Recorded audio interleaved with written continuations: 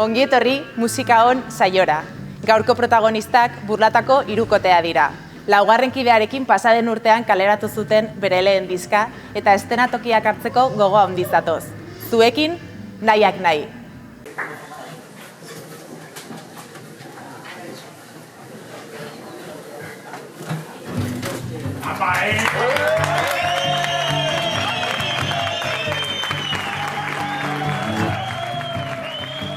Baloratu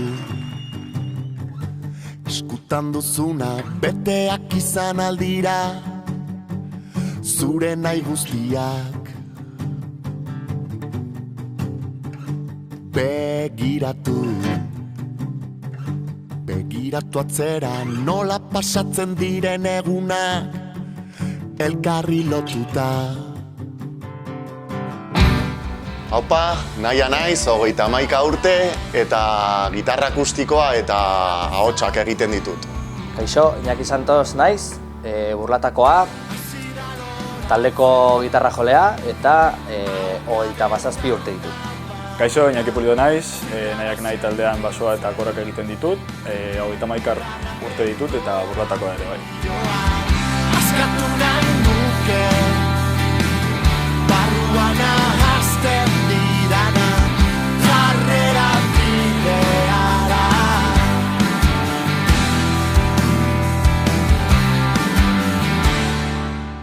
Bueno, eskerrik asko gurekin hitzordu hau izateagatik. Eta, konta iguzue, noiz eta non sortu zen nahiak nahi? Nahiak nahi abestiak, ni bakarleri munduan ibili naiz 2 urtez Iruñerriko, eta Nafarroa mailan, hainbat taberna, gaztetxe eta hainbat lekuetan abestia joz. Eta horren ostean, nolabait somatu nuen abesti horiek banda egiteko unea iritsi zela, ez? Orduan esan nuena, banda bat egiteko unea heldu da, eta nola egiten dugu hori? Deitu nuen hasieran Iñaki Pulido eta Ruben Matilla, hiruak garela kuadrillakoak, eta espreski Iñakirekin egon gara, lagun mina gara haurtzaindegitik.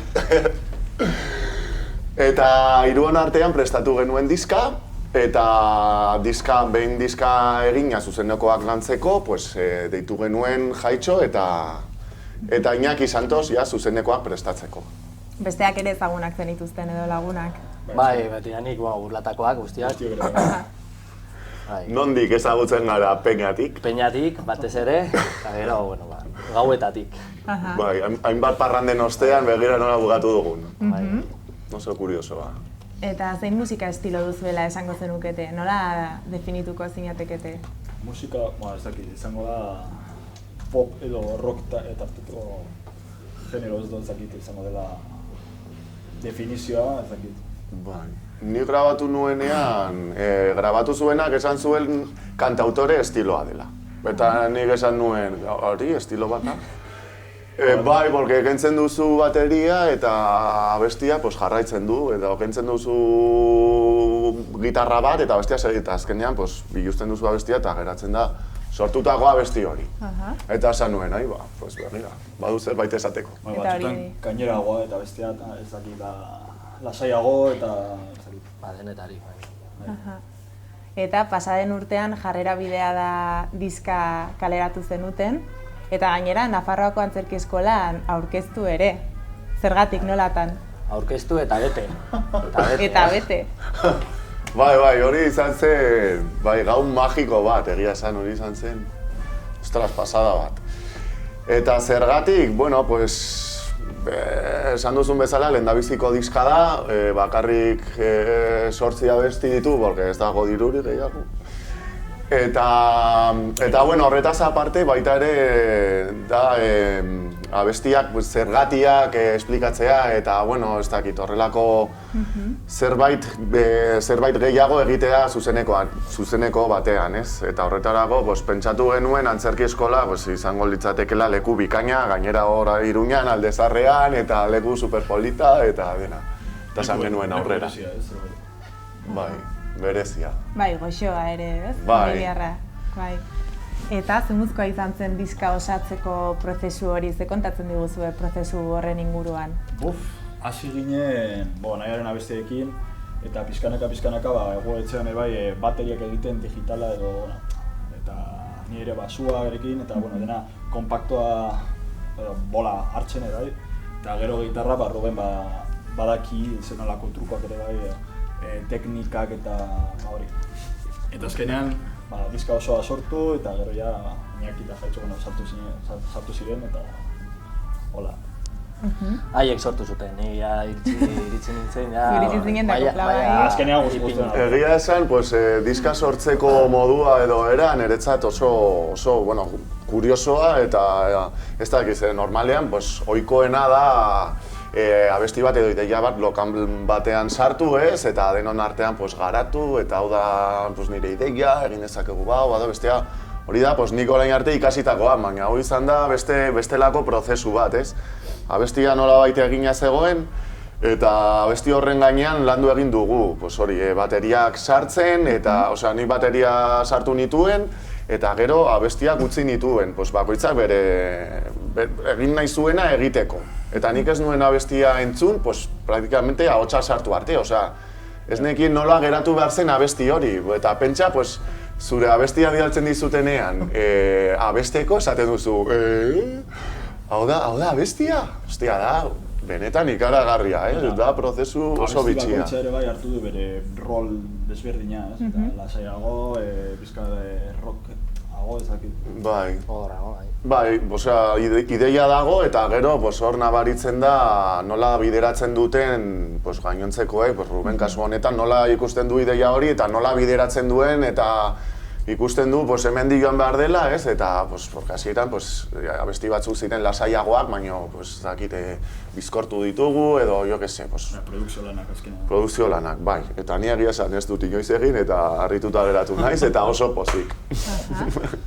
Eta zer uste duzu transmititzen duzuela zuen kantekin? Zertaz hitz egiten duzu zuen letretan?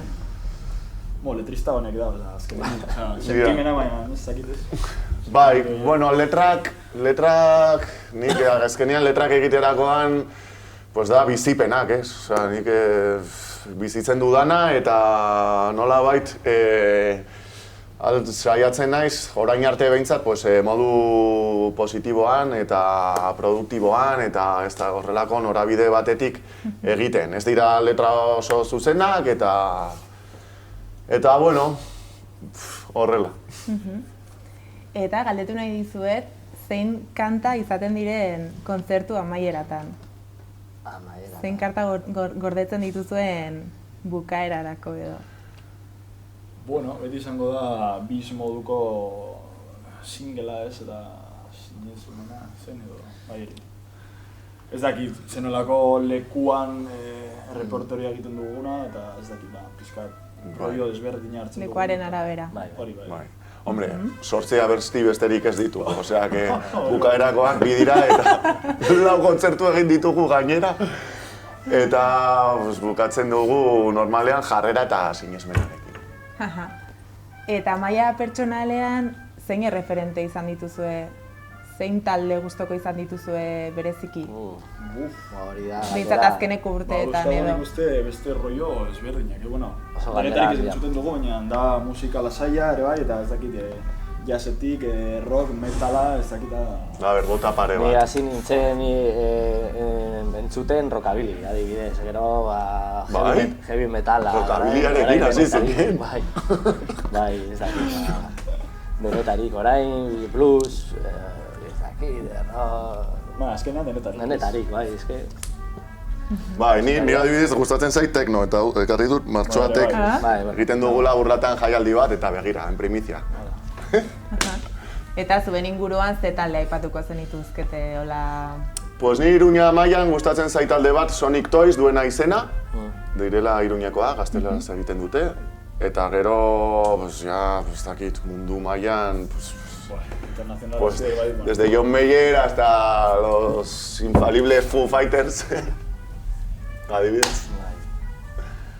Hola, fantasiari leku hautziko bagenio, ze talderekin gustatuko litzaizueke jotzea, eszenatokia konpartitzea? Ez zein taldekin.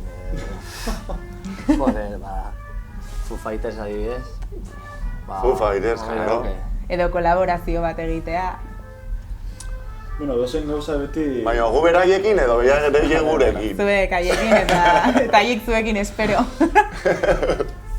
Ez dakit, esan zu. Ez dakit, azkenean oso pertsonala da, zenolako taldeekin, edo beraiekin jotzea edo proiektu berean jotzea, ez dakit, azkenean gu taldea adibidez, oso pertsonala dela. Azkenean zure teknika, zure beste truko batzuk, azkenean beste taldea osatuta dago eta zuk bakarrik jo behar duzu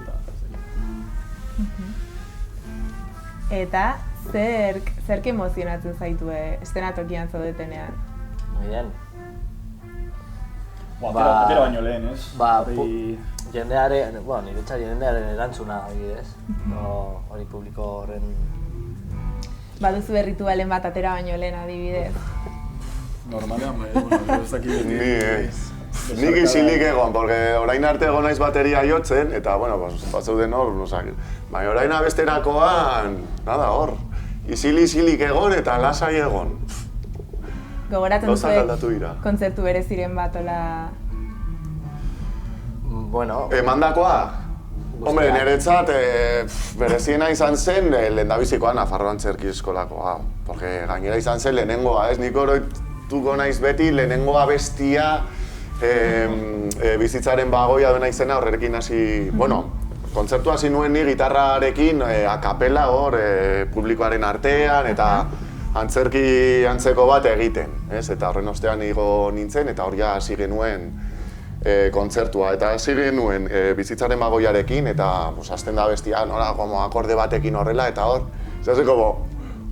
eta hor nolabait esplotatu zuen dena eta sentitu nuen hor ze momentu egon egin dugun hau guztia, zer egin dugu, ez? Gainera bai teloiarekin, zer ez sentsazioa zen. Bai, hori ez da azten, ez. Baluarteko kontzertua ere izan zen nahiko bitxia. Jo genuen hori eserleku txik aurrean, eta ez dakit, Bai, zen Baluarteko gela handienaz direla, 1500 eserleku dira. Eta pentsa horrelako toki bat, nik ez nuela Baluarte ezagutzen, eta horrelako toki bat, dena gora eta dena hutsik. Abesti bat bukatu eta autoaplauditzen zara. Oso arraroa, bai oso ongi eta montajea eta dena. Ke guai. Eta galdetuko dizuet zer den zuentzako musika talde bat izatearen alderik mikatzena edo okerrena?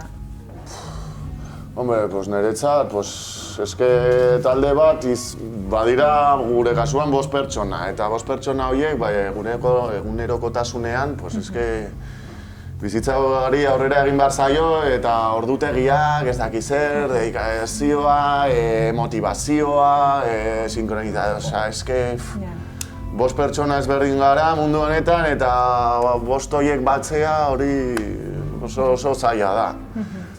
Porque bakoitza bagu gure lana, ez gara honetaz bizi, hori da gakoa, hori da arazoa. Eta gainera egungo egoera honekin ere, pentsatzen dut zailtasun horietariko asko ere, muturrera joan direla edo, eta zuen kasuan adibidez, zein modutan izan du COVID-aren egoerak eragina zuen taldearengan? Ze inpaktu izan du? Ez jotzea, azteko. Ez jotzea kanpoan, ez? Claro. Eszenatokietan. Bai, pentsa egin genuen azkeneko kontzertua martxoak 7 eta hurrengo astera heldu zen konfinamendua, ez? Eta eta orain arte heldu da, eta orduan ja geran horrelako garreria edo inertzia bat hartuta eta geunden superpozik eta iristen zen berria uda eta kontzertuak lotzeko edo jotzeko momentua eta dena, eta batean burua moztu digute, dena akabo eta horrekin batera dena, ilusioa baita ere.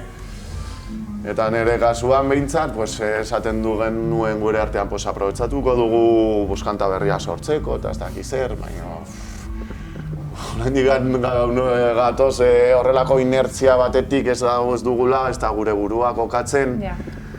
Osea, niretzat gauzak ez, posatzea eta luzerako doala da nire iritzia eta, bueno, pues a ber, pena bat. Zuen kasuan kointziditu da zuzen ere diska atera eta justo momentu horretan ere pixka despege momentu horretan gertatu dela egoera hau.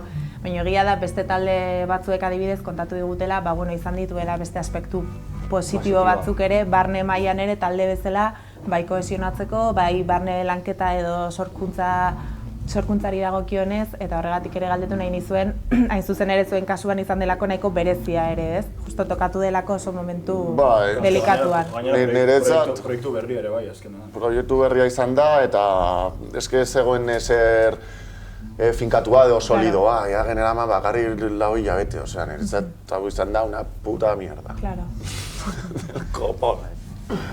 Eta, hemendik abiatuta, etorkizunera begira ze proiektu dituzue, ze pentsatu duzue, nola egingo diozue aurre hain zuzen ere egoera honi? Dena kolapsatuko dela eta talde guztiak bere proiektuak aurrera aterako dutela eta bere abestiak eta, claro, orain egiten diren kontzertuak denak eserita edela, nola aterako den guztiak. Ni aurre ikusten dut, orain arte, kontzertuak egiten dituztena, baldintzak dituzten taldeak dira edo baldintza ez dakit, arrastasun gehiago egiteko edo dena delakoa. Edo beste ibilbide bat, edo beste ibilbide bat, edo akustiagoak, edo dena delakoak. Eta hori luzatuko da denboran, eta hau pasatzen denean, egongo gara gainontzeko talde guztiak ateratzen aldi berean. Eta ez da, astebururik egongo jaialdi denak joa izateko, hori da nik ikusten dudana, orduan.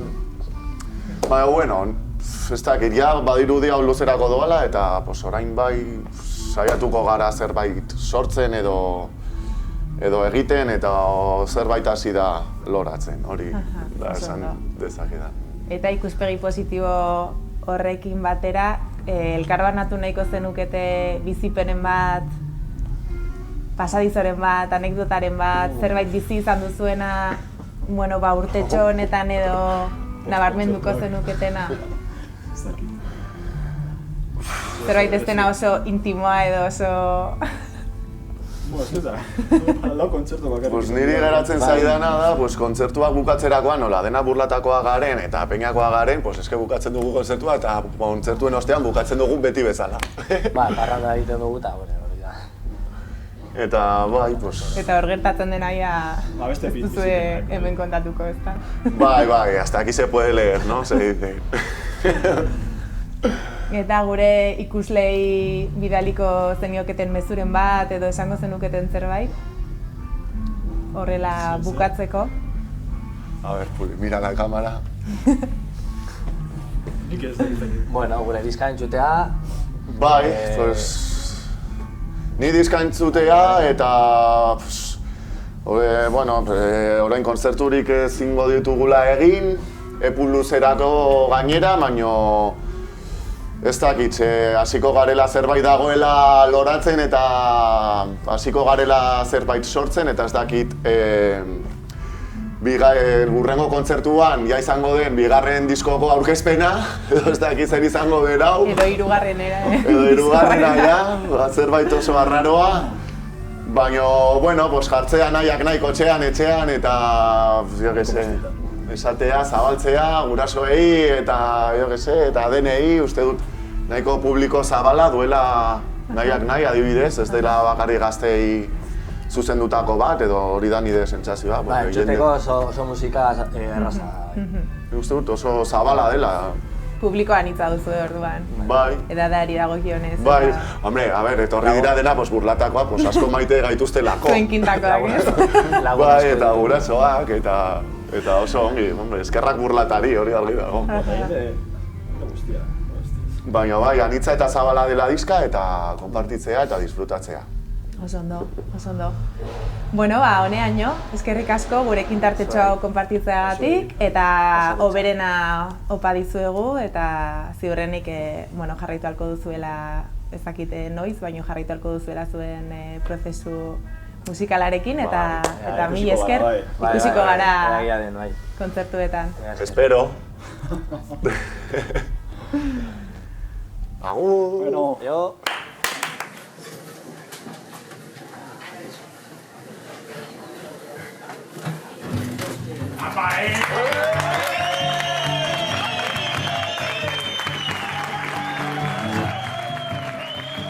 Baloratu eskutan duzuna beteak izan aldira zure nahi guztiak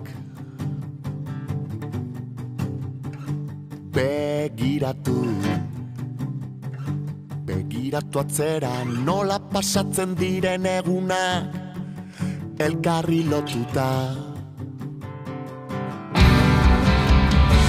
eta orain aukera dezaku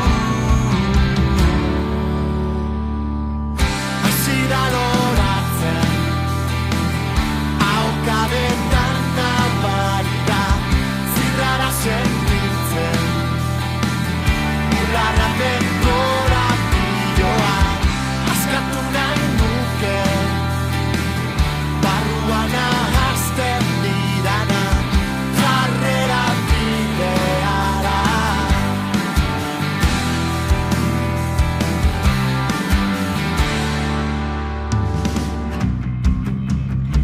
behin ta berriz errepikatzen da gauaren ilargia adibide gisa eta orain nota irten bidea ezinezkoa izango zen trampa txiki bat gabe